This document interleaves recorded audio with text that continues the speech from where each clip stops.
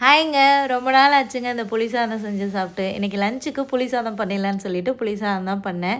செஞ்சு முடிச்ச உடனே ஹஸ்பண்ட் பசிக்குதுன்ட்டு வந்துட்டாங்க. "எங்க தொட்டுக்கிறதுக்கு எதுவுமே இல்ல. கொஞ்சம் வெயிட் பண்ணுறீங்களா? பூசணிக்காய் கூட்டு பண்ணிடுறேன்" அப்படின்னு சொன்னேன்னா, அது வரைக்கும்லாம் வெயிட் பண்ண முடியாது. "கொண்டா புளி சாதத்தைன்னு" சொல்லிட்டு பசங்களும் அவரும் உட்காந்து சாப்பிட்டு முடிச்சுட்டாங்க. இந்த சூரி காமெடி வரும் தெரியுமா? "நீ சால்னா கொண்டு வர வரைக்கும் நாங்கள் பரோட்டா வச்சுட்டு வெயிட் பண்ணிட்டு இருப்போமா?" அப்படின்ற மாரி தான் இருந்தது. ஏன்னா புளி சாதத்துக்கு எல்லாருமே அடிமை. உங்களுக்கும் பிடிக்குமா? அப்படின்றத கமெண்ட்டில் ஷேர் பண்ணுங்கள்.